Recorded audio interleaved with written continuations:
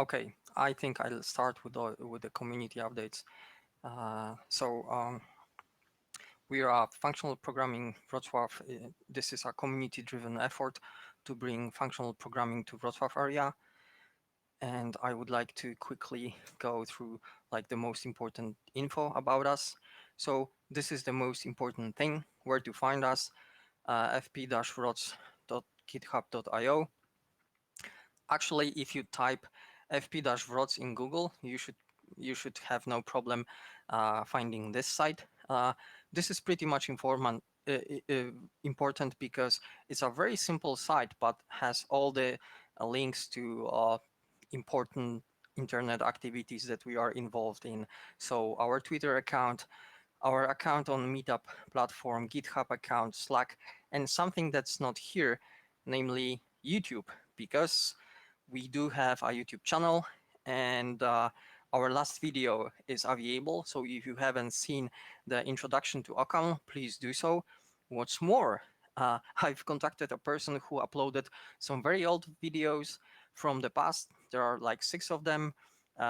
Unfortunately, most of them in Polish, I guess. If you're speaking Polish and would like to go through a little bit of history, so go check the videos. And you don't have to actually remember this very weird address. Go to this site, and at the very bottom there is another icon for YouTube. So click on it, and you will be taken to to our YouTube channel.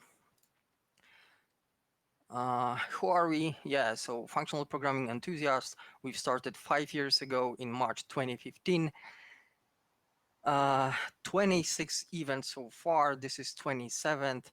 We've covered like, I think, most of the major functional languages that are in use today. Uh, and we try to actually bring this functional approach and excitement about it to Wrocław. And we hope this is something that you actually all find interesting and useful. So yeah, the important question you got to ask yourself is not if you feel lucky, but if you would like to actually help us and give a talk on anything that is functional programming related. So if there is a side projects that you're involved in, or maybe a community project, or maybe you're learning a language and you found something interesting that you would like to share, or maybe you have some experience with functional programming and you think that this is something interesting that you would like to share, everything would be great. And you may also help us in other ways. So talk to other people about functional programming in Wrocław, because not many people are actually aware that such a group exists, and it exists for 5 years. Yeah, giving a talk, it's more than welcome. If you would like to become an organizer and help me a bit, so that would be super great.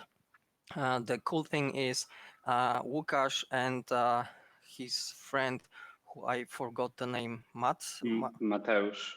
Mateusz, they've recently joined and helping, which is like a huge thing, because for one person it's just a bit too much. But if you would like to join, yeah, that's definitely great. Follow us on Twitter. RT likes are more than welcome, because it's all about the ranges, as you know. And let's get back to YouTube for a sec. So please do subscribe to our YouTube channel, because we do not have many subscriptions yet. And YouTube allows some customizations only when a channel is at least 30 days old, but also when it has more than 100 subscribers.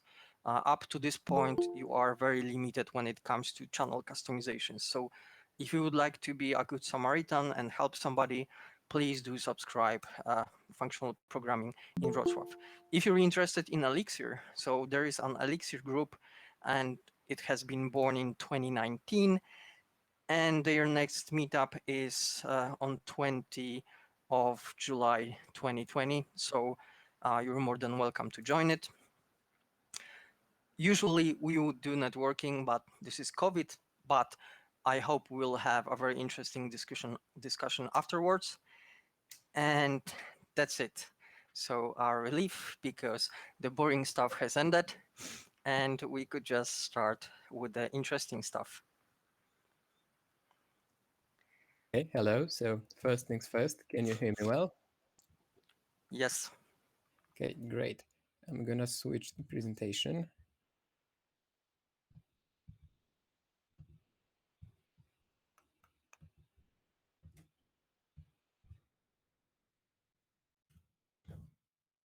Okay, can you all see the calibration slide?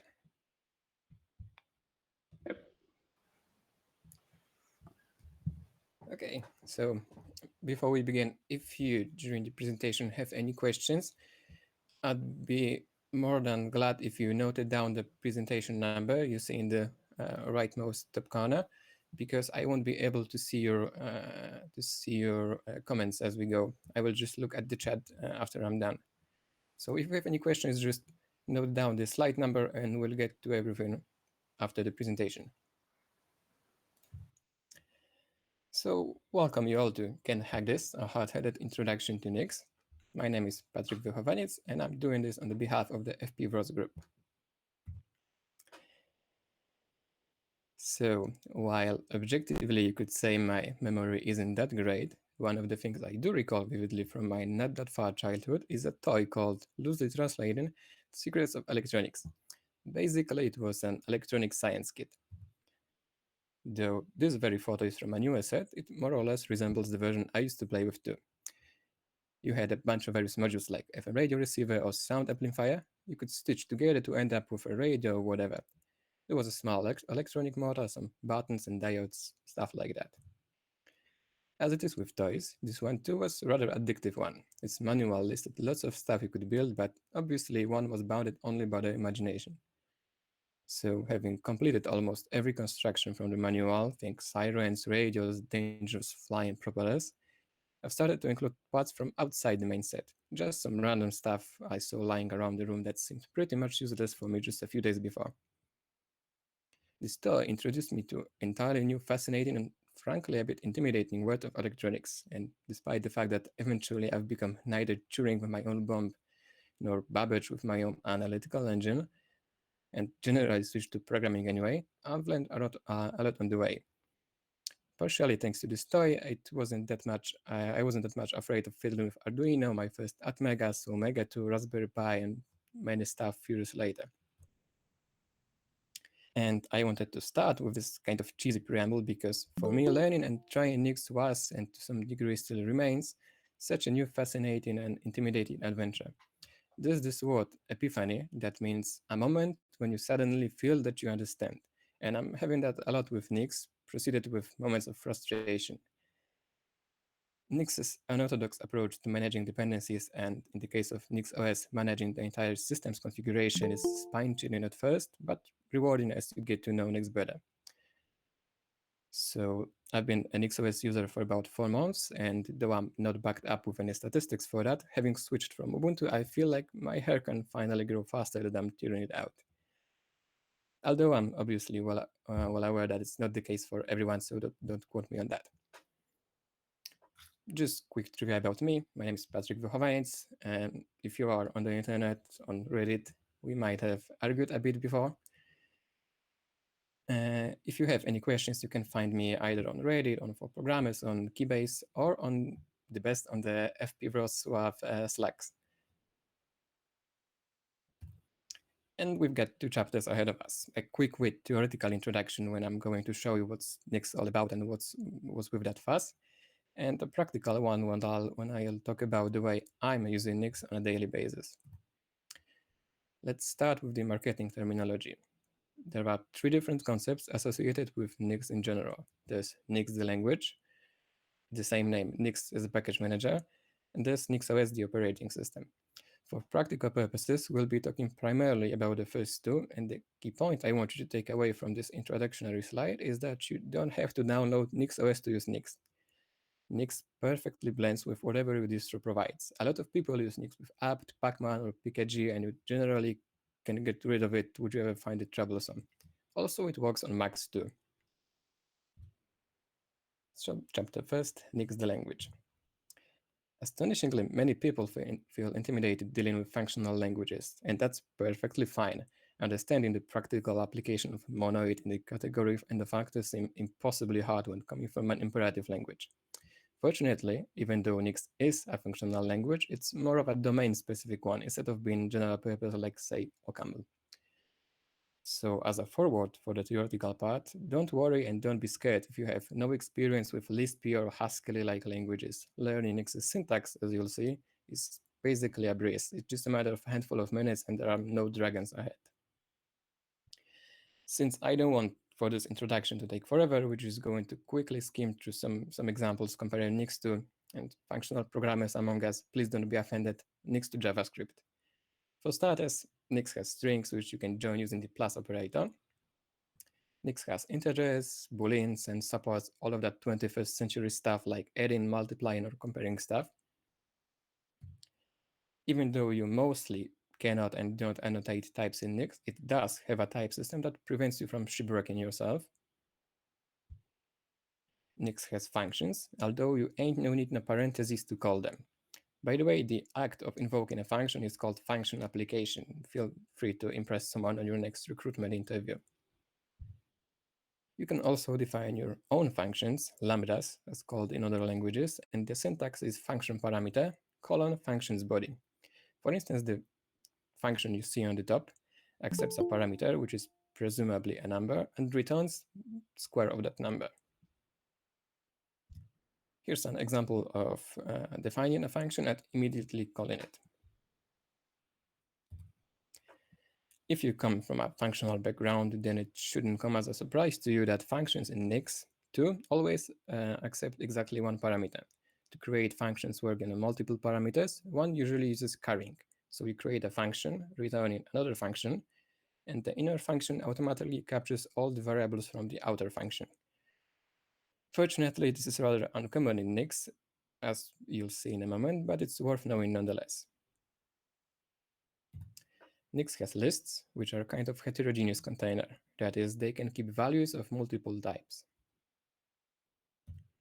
And one of the Nix's most used features are attribute sets. They are kind of like heterogeneous, arbitrarily nested hash maps on steroids. Here I'm comparing them to JavaScript's objects, but contrary to JavaScript's objects, Nix's attribute sets don't have a notion of a method. There are nothing but stacks for some data. Also, it's worth noting that Nix's attribute sets can be recursive. You can have fields depending on each other as long as they don't form a cycle. So in this case, we have a field called full name that borrows data from fields that are declared later. Since Nix is all about building packages, paths are first-class citizen in Nix, and they are relative to the file that are used in. Since Nix is a functional language, it doesn't have variables as known from imperative languages. This doesn't tie one's hands though, because you can still extract common expressions using so-called let binding or let expression. If you wrote a bit in OCaml or Haskell, then you surely know this syntax, but if you come from an imperative world, then it's worth knowing that let is kind of like declaring constants. A few slides ago, I said that carrying is rather uncommon in Nix, and it's so because usually if you want for your function to work on many parameters, you just can make it accept an attribute set. The function you see, called say, accepts an attribute set with keys what and who, and returns a string. Also, you can see that Nix has syntax for interpolation. Additionally, you can use question mark to annotate default values and use ellipses to make the function ignore all the extra items in the attribute set. Without the ellipses, passing an additional key is an error. And that's basically all I have to say about Nix the language. And now let's switch to Nix the package manager. To understand what makes Nix's approach unique, we've got to focus on the way packages are usually managed. So generally, apart from shell's built-in commands like echo, When you try to launch an application, shell reads the path environmental variable, splits its content by a colon, and tries to locate the requested application in each of those subdirectories. For instance, you might have bash eventually located and found on user local bash. Additionally, applications depend on libraries, which are usually found somewhere inside the lib directory. Their paths can be either hard-coded or left to find by the dynamic linker at runtime. Together with other directories like boot or dev, everything forms a structure called file system hierarchy standard. That's what you'll usually find in majority of distros like Arch or Debian. When it comes to Nix, though, all the applications and libraries are kept inside a central storage, usually located at /nix/store. And that's precisely what makes Nix's integration with built-in package managers so smooth. Nix doesn't modify anything inside the global bin or lib, but rather keeps packages inside its central storage, and when you request for it, it just extends the path environmental variable accordingly. As an example, here's where bash and its dependencies are installed on my machine. You can see that all is in the Nix store without referring to the global bin or global lib. By the way, if you're familiar with JN for Java or virtualenv for Python, then it's similar kind of a trick. Nix store itself is an example of content addressable storage. Each derivations, which is Nix way of saying package, is kept inside the store addressed by the derivation hash and name. Thanks to this design, Nix can keep up with multiple versions of seemingly incompatible packages installed next to each other without ruining your file system. For instance, if you have one application that depends on leftpath 0.1 and another one depending on leftpath 0.2, they can both coexist without any issue because they both depend on physically different libraries from Nix store instead of a global one from system-wide lib. Keeping multiple versions of the same library on systems like Ubuntu is usually a bit of a pain in the head because when you install a newer version, it overrides the older and the older one and so on. No, that's not impossible, of course. There are some ways to overcome this problem, both from the users and programmers' point of view. For instance, on Ubuntu, app images and snaps both launch programs in ch.jails with specific libraries overwritten for given applications. And that's quite fast, but actually that's finally we have all the knowledge that we need to see what binds together Nix the language with Nix the package manager. The a bit simplified code you see is responsible for building a simple C game called Netris. By the way, it's a phenomenal one. If you don't know Netris, you should definitely check it out. It's also available in Ubuntu's apt and many other systems. And the expression you see defines where from the source code should be downloaded, which in this case is a is a GitHub repository. Expression defines what are these game dependencies, in this case it's NixOS, and provides an installation script written in bash. In a way, it resembles Arch's package build or Gentoo's ebuild systems. Contrary to most of the package managers though, the install phase in Nix is responsible for copying files into the Nix store, not actually installing package into the system. Because remember, in Nix, you get to use a package by extending the path environmental variable, so more often than not, there's just no need to alter the system's global state. When you try to build this expression, which we will do later, what more or less happens is that first, Nix computes hash of the entire derivation, including its name, version, source code, hashes of all its dependencies, etc. Then Nix checks whether this derivation hasn't been already built or whether it's not available in online Nix cache. If no cached binaries are available, then Nix downloads all the required source files, which in this case would be just git cloning the code from GitHub. Nix builds all the dependencies, so in this case it would build NixOS. And finally, Nix builds the requested derivation. In this case, by running the configure script and then executing install phase, which copies binaries into the Nix store. The entire process is ridiculously customizable though, and there are no problems for derivation to build, say, static block from Markdown files using Hugo. Also, before we proceed, it might seem obvious, but I want to explicitly point it out. Nix provides an official online binary cache. That is, unless you start writing your own derivations or force Nix to build everything locally, it will download pre-built binaries from cache nix.org.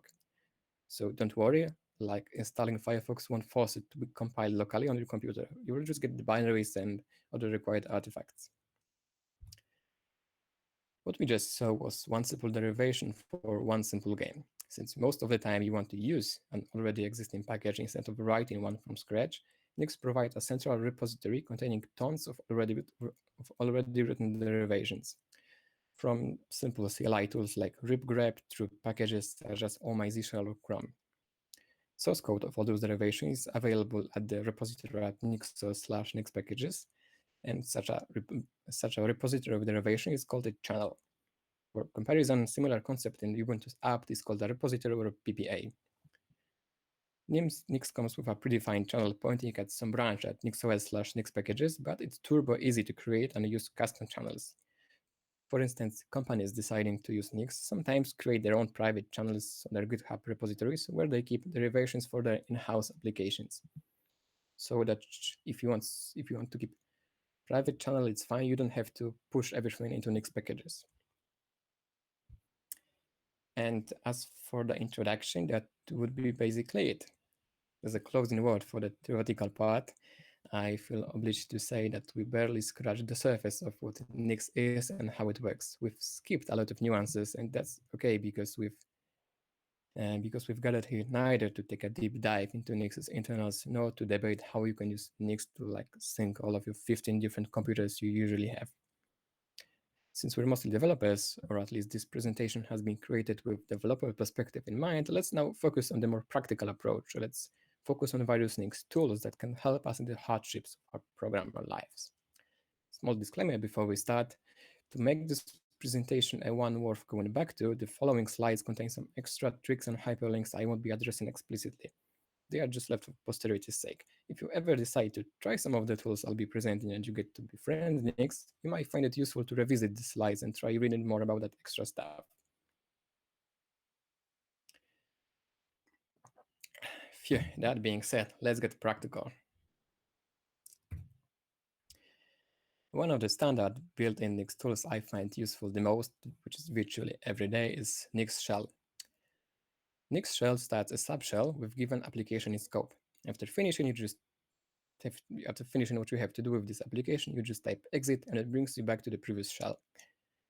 Intuitively and simplifying a bit, nix-shell downloads given package into the central store, into Nix store, and starts a new shell with updated path and environmental variable.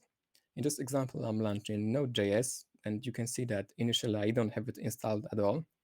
And you can see that after I'm done, I still don't have it installed. My global system state didn't change. I have access to the Node.js only while I'm inside the Nix shell. Contrary to Docker, LXD, or Podman, Nix shell by default doesn't spawn any kind of a container or chroot, although it can if you point it explicitly. And thanks to the fact that it doesn't start any approach, it just extends the path variable. You can, for instance, launch applications that require access to the graphical environment. SSA agent or just your local file system without having to tamper with mounts, just like you can see at the bottom example. You can see that I'm creating a file on my usual shell. Then I'm starting Nix shell with Haskell compiler in scope. And you can see that the compiler can still access the file I defined before the shell. And it's all thanks to the fact that the shell isn't a container, it just starts a shell with different path variable. And you might think, can I just quickly install and uninstall Haskell or PHP globally? Well, this ain't always that easy and can leave lots of leftover trash on your computer. For example, on Ubuntu, that's what you get installed together on board with Haskell. It's 1.5 gigabyte of data. And obviously, if you can just then run apt uninstall and apt out remove to get rid of all the dependencies, but it's just rather cumbersome. It's awkward from time to time. And generally, I find the Nix's approach way more versatile. And also, just for the kicks, Nix makes it delightfully easy to launch older or unstable versions of packages. Say you're developing a plugin for Vim and want to ensure that it works on some older or unstable version. You can just tell nix-shell to use an older variant of Nix packages, the channel I've shown you before, and the nix-shell will happily fetch the software for you according to the older derivations. Ubuntu's package manager apt has similar mechanism, but I haven't been actually able to find any package with a previous version available. And symmetrically, including bleeding edge software usually requires trusting external PPS, which gives some people sleepless nights because it modifies your global system state, and you might upgrade or downgrade libraries for all the programs you have installed on the machine. Arch's package manager, Pacman, too has a similar mechanism, but good riddance trying to check out software that requires downgrading some of your already installed libraries. This might simply end up breaking your system. Which, to be fair, the Arch's wiki warns you about. Before knowing about Nix, I and apparently lots of other programmers over the internet, I had used Docker containers to test various software I didn't want to have actually installed on my system. I used to have a Z-shell function that accepted name of a Docker image and then spawned a new container with a predefined mode pointing at my current working directory so that I could easily say, for instance, run PHP latest to end up inside the container's shell with PHP in scope. Honestly, it was rather painful to use and had lots of drawbacks such as that it didn't allow me to launch containers requiring access to the windowing system, or that it didn't seamlessly integrate with the rest of my environment, because Docker launches programs in sandbox, bash terminals inside the containers missed things like plugins or history from the host, which is simply not the case with nix-shell because it doesn't start a container, just extends the variable. Having worked with Nix for a while, I gotta do the due diligence and say that I find the Nix's approach way, way, way easier. So that was nix-shell with the -p option. Similarly to how using Docker run doesn't require you to know a thing about writing Docker files, using nix-shell -p doesn't require you to know a thing about writing Nix expressions. It's rather dull but incredibly useful. Nix-shell, when run without the p option though, changes its behavior a bit. It then reads a shell nix file from your current working directory, evaluates the nix expression inside that file, and drops you to a shell containing results of that expression. And I'm well aware that's rather abstract depiction, so let's go down to earth and see some examples. So currently, I'm a Rust backend programmer at NXA. And the project I'm primarily working on is an HTTP server exposing some API to our front-end application. Level is a typical shovel data from front-end to back-end to database thingy. Our application, as such applications usually do, supports HTTPS. And to support it, it depends on OpenSSL. Since I consider OpenSSL a rather useless thing to just keep around installed globally in my system, I'm using nix-shell to provide OpenSSL only when I'm working on this particular HTTP server application. So I have this file called shell.nix in the projects directory, and then when I enter the projects directory, I launch nix-shell, which starts a shell with both OpenSSL and package config in scope, simply. For comparison, on Ubuntu, you would have to first install libssl-dev globally and then remember you got it installed when introducing someone new into the project, while the Nix's approach makes it cozy declarative. As for the Nix expression itself, we can see that it invokes a function called mk-shell, with an argument being an attribute set consisting of the key build inputs, listing the required dependencies. Just for the documentation sake, even though the application is written in Rust, I didn't have to repeat Rust in the build inputs because I've already got it installed globally on my system. All the stuff that's additionally required for this particular application. Additionally, I'm providing an environmental variable called ld library path so that the dynamic linker knows where to load the OpenSSL from. This is necessary if you come from like compiled languages where if you were to prepare like shell nix with PHP, you could, I don't know, bring Composer into the scope instead of OpenSSL because you might just need it. And overall, what you see is a fairly standard nix-shell expression. I've got few of them for various projects, mainly installing stuff like OpenSSL or GNU-make. As another example, here's a shell.nix that, when launched, drops you to a shell with Python 3, pandas, and requests in scope. Again, you can then type exit and go back to the original untouched system. What's happening here syntax-wise is that we're calling a function named python3 dot with packages. And the argument to that function is a lambda function, accepting one parameter containing all the available Python packages. To make it clear, we might abstract the lambda outside. It's now clear-cut that the Python packages is a function that accepts an attribute set and returns a list of all the Python packages we want to have installed.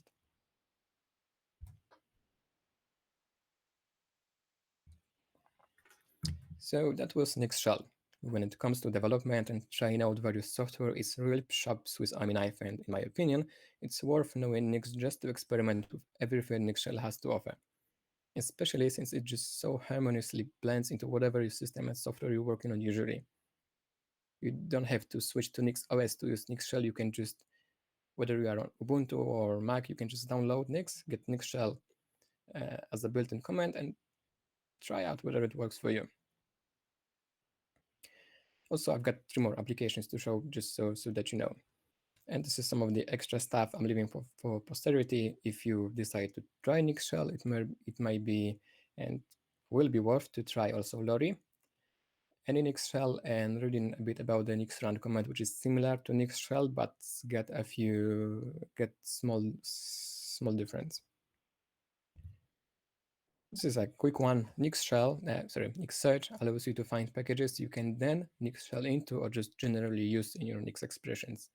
So if you're wondering, if you're searching for an ID, you can just like nix-search vim or nix-search emacs. It also supports fancy queries, so you can like search for Git with frontend or GUI in the description. And it will just list you names of the packages Nix provides. This is extra stuff for nix-search itself. And nix-build. While nix-shell takes an expression and drops you to a shell with results of that expression in scope, nix-build takes an expression and stores it into the central storage. As before, it's pretty vague description, so let's start with an example. You remember that Netris game I've introduced you to before? Let's prepare a derivation for it step by step. We're starting with typical Nix boilerplate. It brings the Nix packages channel into the scope so that we can refer to the standard library. In this case, we're going to need a function called mkDerivation. And again, derivation is just a fancy way for Nix to say package. Because it isn't called package because technically derivation can be anything from actual package into just simple text file. So derivation is more general term that just precisely package in other systems.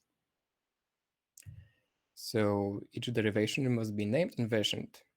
By the way, the name key is called pname because there already exists an automatically generated key called name, which contains both name and version.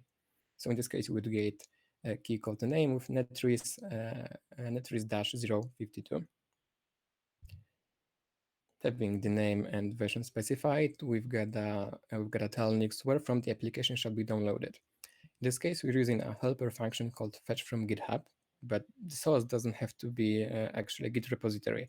It might be an arbitrary, public or private, remote or local resource, basically anything.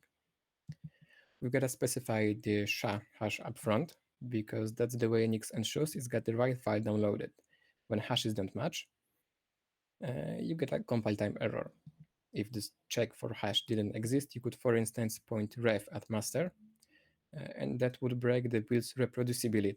That is, you could build the same Nix expression tomorrow and get a different result if the master got some additional commits in the meantime.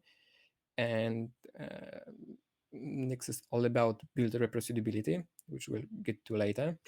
So it's a big no-no when you've got to specify the hash while downloading external resources. Having the source defined, we specify the package's dependencies. One thing I've left unspoken up to this point is that Nix, to ensure that build reproducibility, performs builds in a sandbox. Not always, but it's an important aspect anyway. Turning a blind eye into a few intricacies, Nix's build sandbox is a CH root without access to the internet. That's one of the reasons why we have to specify the source in advance instead of having one giant bash script full of git clones and wgets, like IHS package build system does. It's one giant bash script. That's also the very reason Nix expressions always have to specify all the dependencies. Even if you already had NKSs installed on your machine, if you left build inputs empty, the build wouldn't pick up NKSs thanks to the sandboxing. And contrary to some people, contrary to what some people might think, I consider this sandboxing a huge advantage. Thanks to it, I can send you a more or less arbitrary Nix expression, and you can just build it without having to ask me, do I need to install XYZ before? Because almost always the answer is no. The expression is self-contained, describes every step you get, every step and everything you need to have to build that application.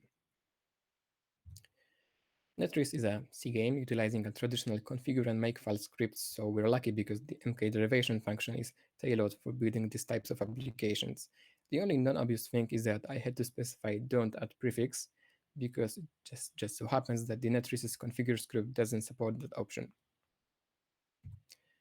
The MK derivation function already provides a default build phase that automatically invokes make, so at this point the last thing we gotta do is to copy the artifacts from the build directory into the Nix store. Since this is a turbo basic game, the only artifact we have is the binary itself called netris, which will copy in into the bin directory. For the view, you could go ahead, save this into a file named default.nix, run nix-build, and in a minute or so, we could be both playing netris together.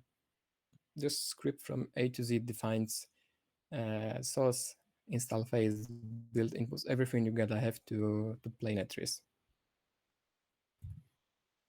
And I started with C game, but you don't have to confine yourself into Nix building binaries. Sky is the limit, actually. For instance, I'm using nix-build to compile my static block. I'm using skdoctor, Hugo, and SAS, and I've got everything meticulously arranged inside a default Nix file that I'm running both locally and on my GitLab pipelines. Basically, when I run nix-build, I end up with a bunch of HTML and CSS files. So yeah, it's really easy to customize what happens. You just, as you can see, I just overridden the phases. This expression has only build phase, which invokes Hugo, and before Hugo, it invokes the SAS compiler and other stuff. As the last example for Nix build, recently I found myself OCRing lots of PDFs. To make my life easier, I've created a Nix expression that, when run, launches OCR my PDF on all the PDFs in the current directory. In this case, when I run nix-build, I end up with a bunch of OCR PDFs. I can just Control F to find text in. Side note, obviously you could just create a pure bash script, but it's got such pure bash scripts get two disadvantages. First is that you would have to keep OCR my PDF installed globally, which I'm not fond of, while in this case you can see that OCR my PDF is dependency to the script, so I don't have to remember to keep it around. And second is that Nix has a Nix has a feature called remote builds. This feature automatically offloads all invocation of Nix build onto a remote host, taking care to upload and download all the artifacts too, so remote builds are basically seamless. Essentially, when I run Nix build on my laptop, all the source files are copied onto a server, then the build happens on the server, and then the Nix downloads just the resulting artifacts, in this case, the OCR PDFs. Doing it manually via some fancy bash script is almost impossible for a generic case. I didn't mention this remote builds feature before because I don't think that many people find it useful, but it's a real life changer for me, especially when I'm running in a battery saving mode. Because when I want to, for example, OCR some PDFs in battery saving mode, then it takes really, it can take almost half an hour for bigger PDFs, while I can just run Nix build and it will be offloaded to my home server. This is some extra stuff for the Nix build.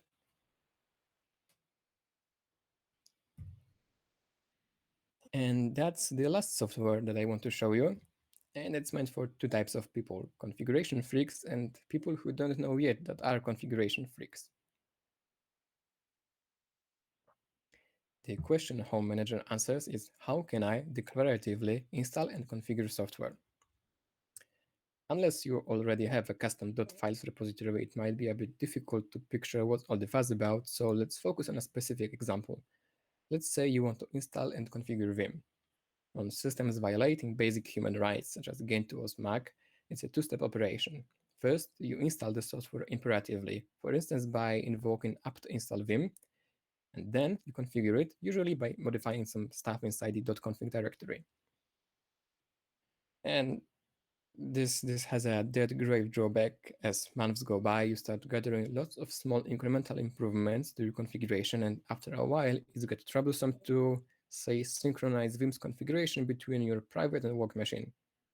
That's especially gruesome and nasty when, apart from the configuration files, you have to keep a list of additional tools like FZF or nix-shell-p. Before Home Manager, I've never managed to get synchronization right, and I vividly remember baby tears coming to my eyes as I was trying to recreate Emacs's configuration at work.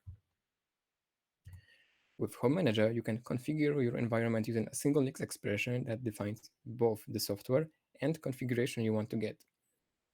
For example, this is how I've got my Vim configured. Since I'm not that much of a Vim guy, it's rather modest configuration, but shows the overall concept.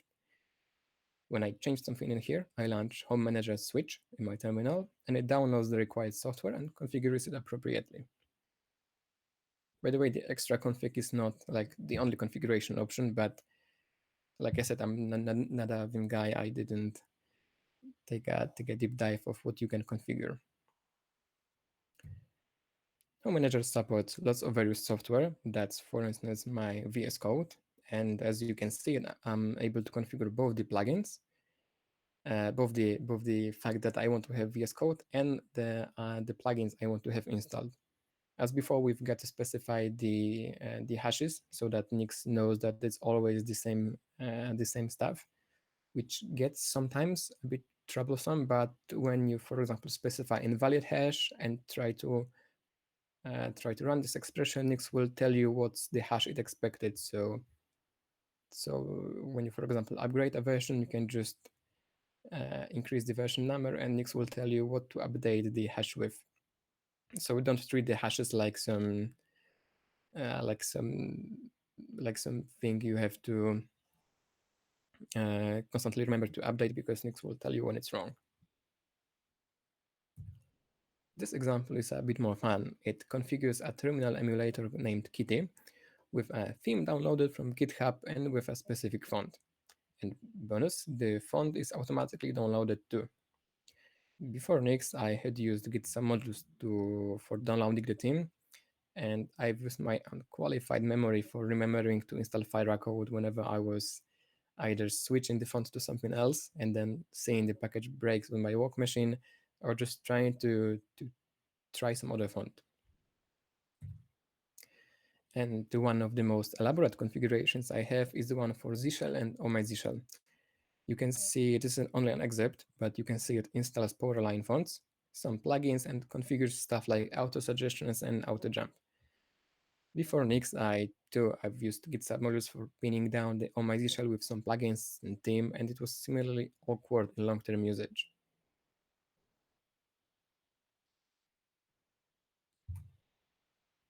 What I've just shown you wasn't and isn't a comprehensive list. Overall, I'm using Home Manager to configure i3, Polybar, Rofi, SSH, Keybase, Lori, Rust, Task, Warrior, PCOM, and lots of other software. And while the synchronizing capabilities are great, like I said, between work and private machine, what I love about this Nix and Home Manager combo the most is that I'm both not afraid to try other configurations and that I don't have to keep hack on a hack inside my Z-shell-RC anymore. My configuration stopped giving me this chilling young goddess about to fall down feeling.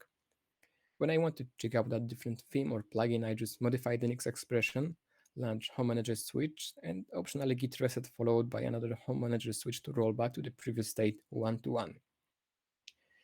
So I guess what I'm trying to say is that even if you have just one computer and don't care about keeping anything in sync, Home Manager is still worth trying out, be it just to clean up all of your .files. And as with all of the previous software, Home Manager 2 has mastered the art of integration. It doesn't matter whether you're working on Arch or Mac, Home Manager will most likely fit to your workflow. Personally, I'm using Home Manager together with NixOS, which, next to applications, allows me to declaratively configure drivers, systemctl units, Docker and libvirt, remote mounts, and lots of other stuff, but heart to heart, while I do think that Nix as a package manager is absolutely fantastic, eye-opening tool everyone should check out, NixOS is, as an entire operating system, is still a different beast. Because of NixOS's unorthodox functional approach, lacking documentation, and a rather small number of online tutorials, NixOS is challenging to get into, and consequently, it's a frustrating experience for many people, of which some I know in person. That being said, I've been using NixOS for a couple of months, and I wouldn't switch back even for Graham's number of dollars. Being able to fearlessly upgrade and roll back my entire system's configuration has left a permanent mark on my mind, and I'm totally a NixOS occultist at this point. Whether you feel intimidated or seduced by Nix, there are a few great resources you should check out if you want to start your own journey and get to know this language. While nix-build is one of the most comprehensive resources you'll find, it's also one of the longest ones. Most of the tutorials and articles you can find are actually pretty great and focus on the practical side of Nix.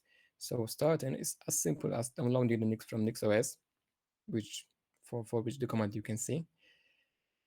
And then just go in Nix tutorial or Nix get started. There's lots of various, lots of blog posts that describe the basics.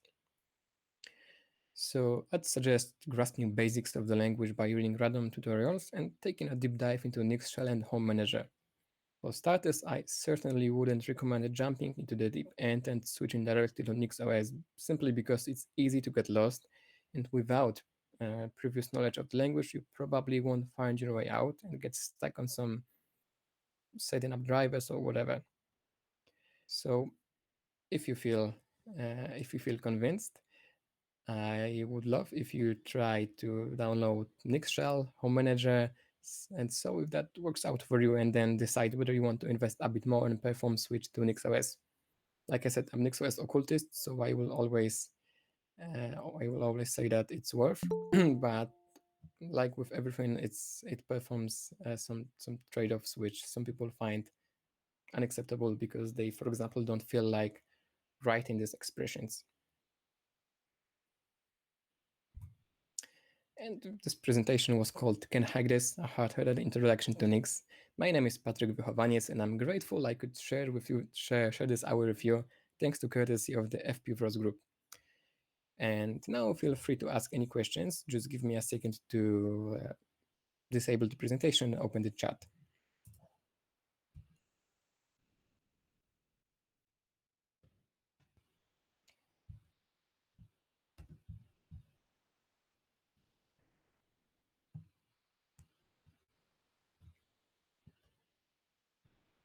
Okay, I have a question about the about the carried function.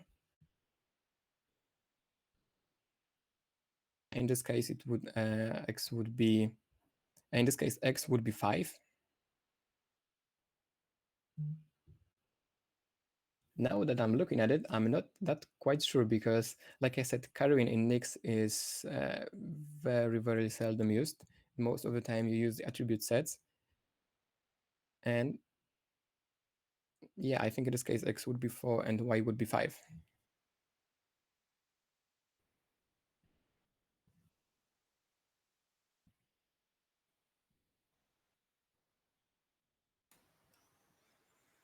I was actually wondering, first of all, T-Regex the dinosaur, does that actually answer your question?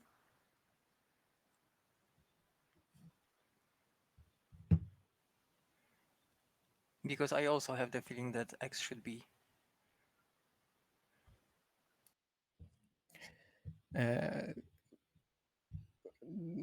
WSL as in the Windows subsystem Linux, right? Yeah, I think I read an article or two about installing Nix on the WSL.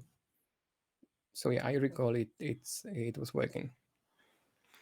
I think it should be, because from what I read, the WSL is based on some kind of a Ubuntu core or something.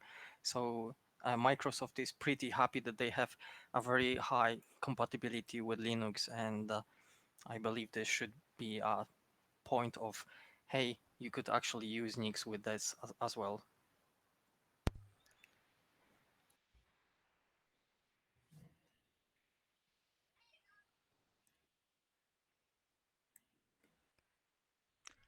I was wondering if you know anything about the compatibility with Mac OS. Are the repositories kept separate?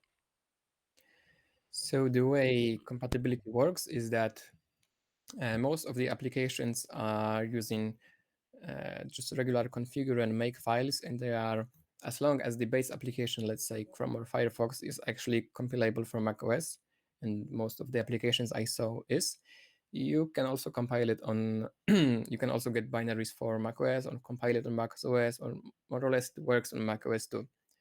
There are some applications that are Linux or macOS only, but I don't have personally Mac, so I'm not sure how many of that applications is actually working. I think we have nope. I was trying to say that we have one guy who's using Nix on Mac, but I just remembered that Wojtek installed it on Linux system, so I don't have comparison.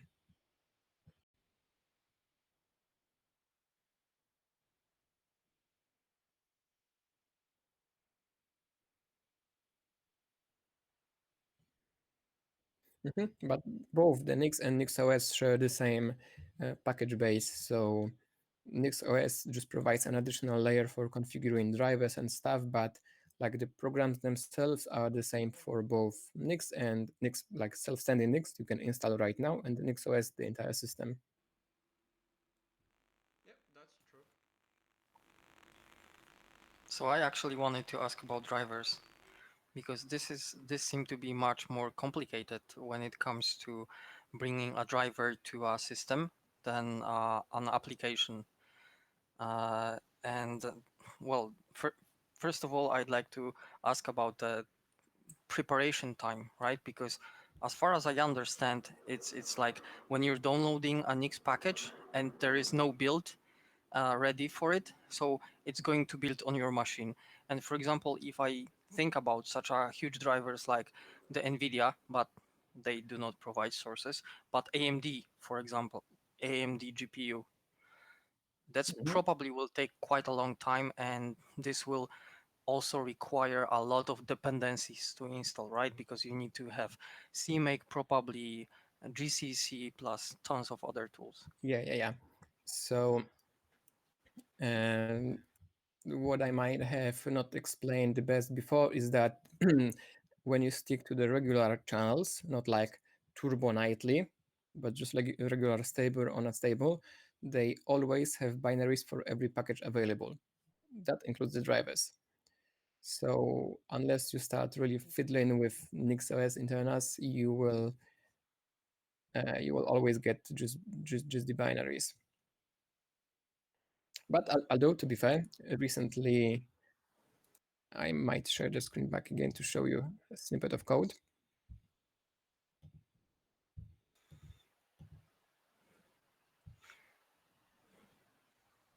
We're back. I will just navigate to my configuration for NixOS. I'll also enlarge the font a bit.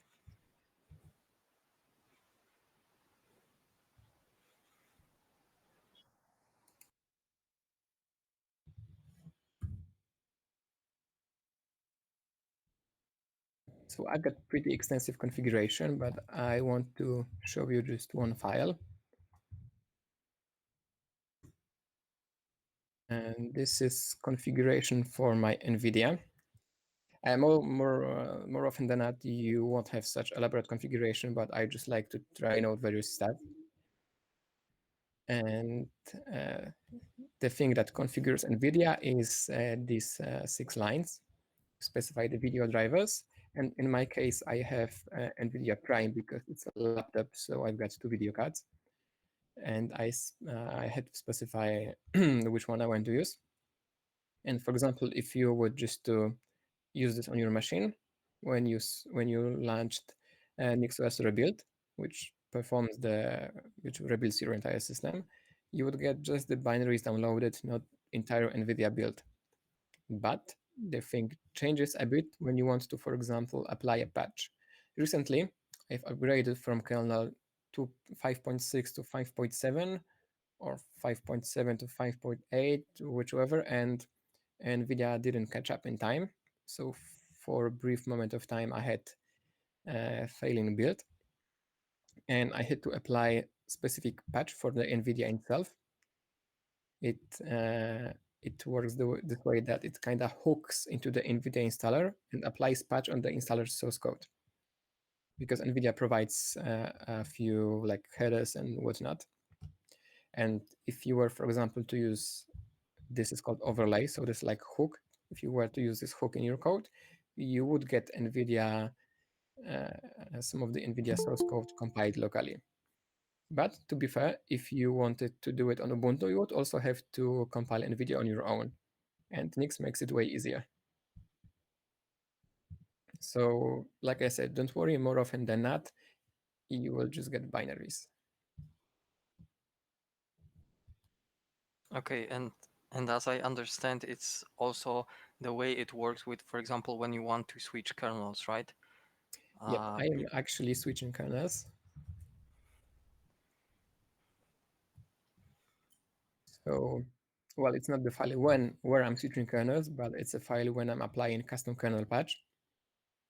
In this case, it's a patch that makes the mask a bit less lingering because my CPU likes to overheat. So I'm applying a patch that basically comments out one warning that CPU temperature is above threshold. And if you don't apply this patch, then you get just the usual kernel binaries downloaded. But when you apply the patch, the binaries don't apply no more, and Nix has to compile the kernel on its own locally. But once again, to be fair, if you were to do it on Ubuntu, you'd also have to build kernel manually.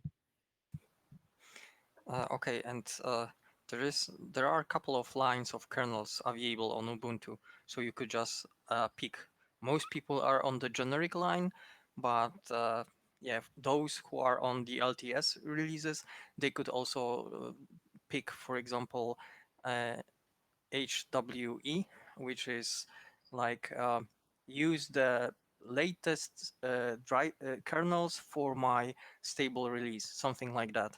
And I'm just wondering if there is anything like that, so something prepared, or so how do I go with having a very up-to-date system? Is it covered by the usual NixOS update, or? Yes, the way it works is that, well, first of all, I think I picked up 2 questions. So first of all, you can, when you stick to the default kernel without specifying it explicitly in your configuration Nix expression, you get the recent stable one. So probably they switched to 5.6, I think, some time ago. But there are also some variants like hardened kernel or libero kernel, or you can just switch to the latest kernel. And they are all pre-built. So if you wanted to, for example, switch to the hardened version of kernel, you would just also get binaries. And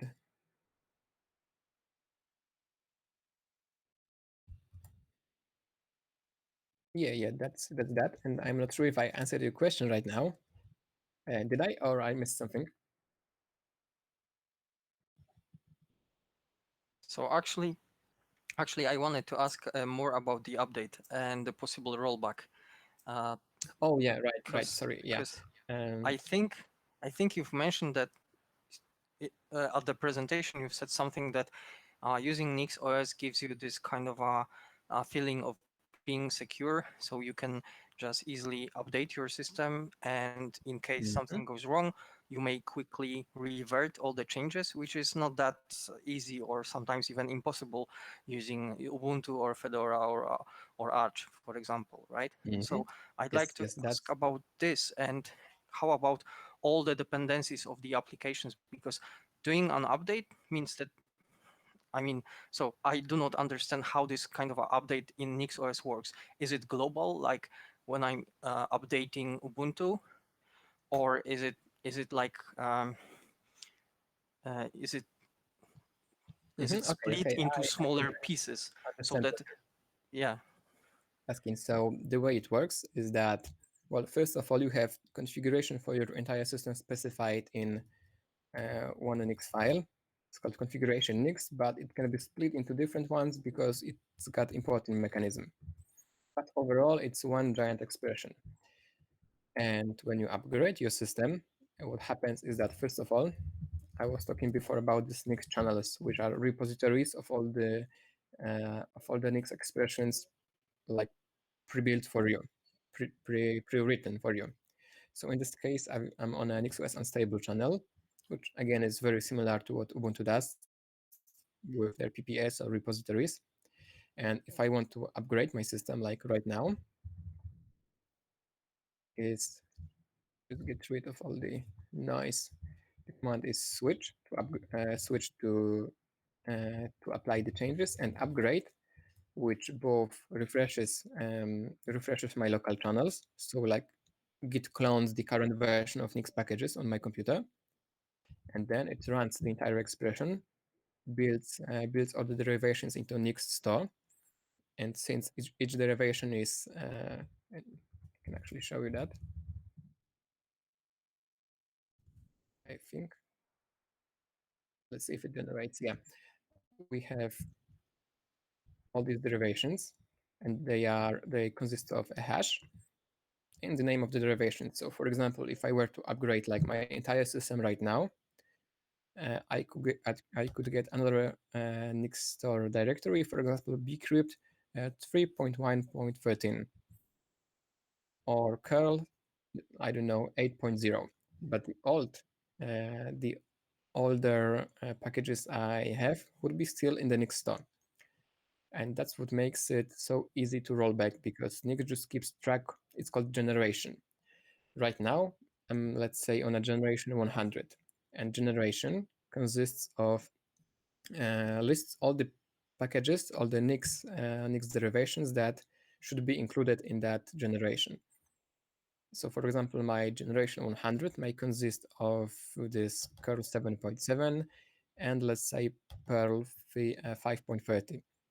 When I run NixOS upgrade, what happens is that it downloads, for example, curl 8.0, let's say Perl 6.0 into the Nix store, prepares separate generation with that keeps track generation 101, let's say, and that generation, just instead of referring to Perl 5.30, refers to Perl 6.0. And when I reboot my computer, from the group booting menu, I can choose whether I want to use the old version with the old Perl and curl, or the newest one. And when I select that, it just changes symlinks on my disk drive. Okay, thank you. So how about controlling the number of generations, because it feels like it grows, Yep. and when is it swept?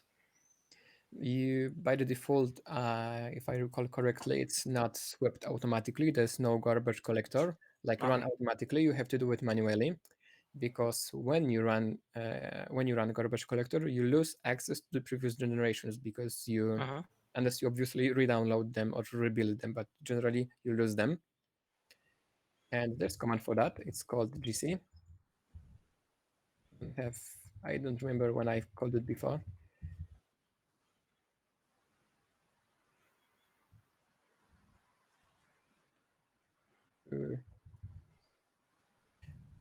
Oh, yeah, it was this one. It's called nix-collect-garbage.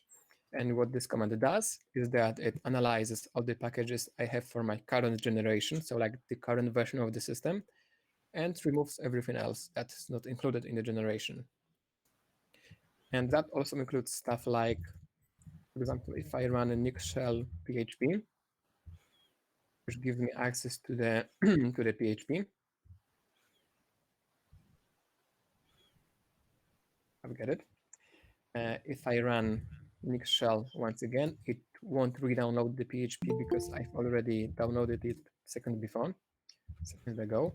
But if I invoke nix-collect garbage right now, it will also delete not only the packages related to NixOS, but also all the packages that are not, it's called pinning in NixOS, all packages that are not pinned.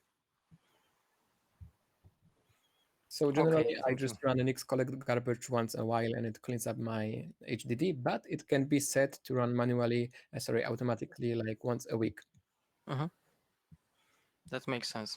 Thank you.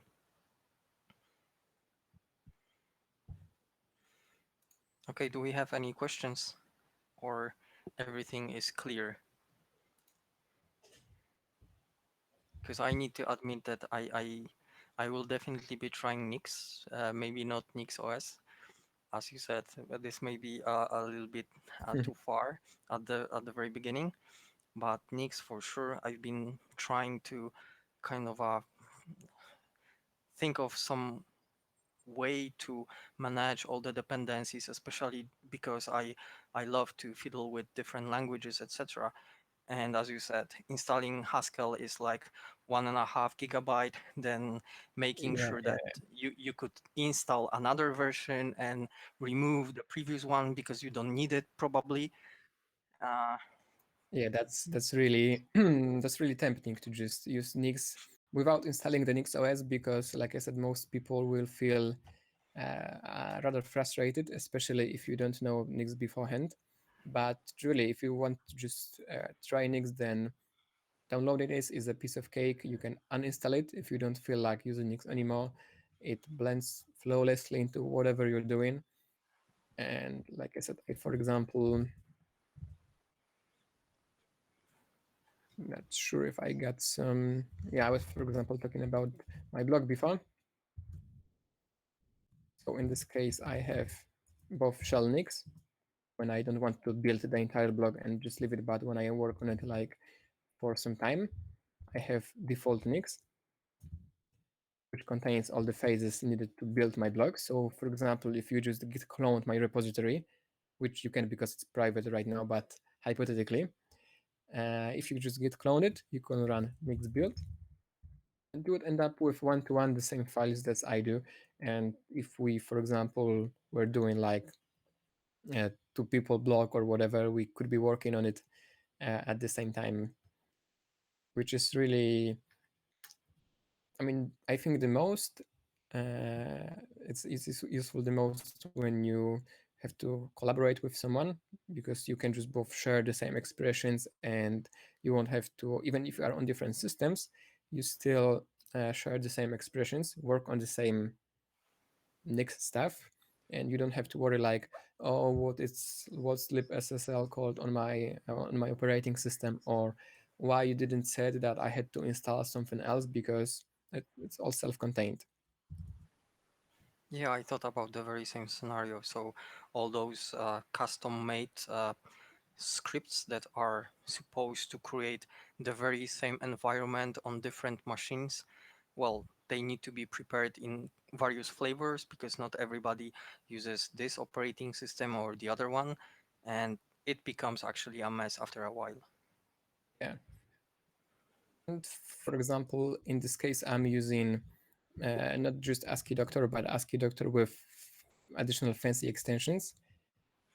And thanks to NixOS, I, for example, can just tell it to use Python 2 with a package called Pigments, and you don't have to, well, first of all, you don't have to remember to keep it installed. And second of all, it doesn't install it globally. So if you already have Python 3 or whatever, or you just don't feel like polluting your global namespace, then it's no-brainer. And I think the only nearest thing I could compare this experience to is Docker, but like I said, Docker doesn't blend so seamlessly into environment. Yeah, and it's pretty heavy, right? Because if you just need the very latest stable Python, which is not supported on the operating system that you're using via the official package manager repo, then what you do? Okay, so you actually download pretty big image. And yeah, of course, we have big hard drives, but still, if you think about the many tools that you would download and use via Docker, it's definitely something to consider, I guess. Okay, I think I've stalled the conversation with Patrick, and I would like to give a chance to somebody to ask a question. And if not, then we'll probably. And once again, I would like to remind you to subscribe to our YouTube channel. And all the updates are always on our Twitter account, so just follow us. When the recording is available, it will also be announced on Twitter. So yeah, do follow our Twitter account and you will be kept up to date. Also, if you desire to try Nix, you can reach out to me, to us on our Slack. And if you like stumble upon some issue, I'd be more than happy to help you, to show you what's how to solve it.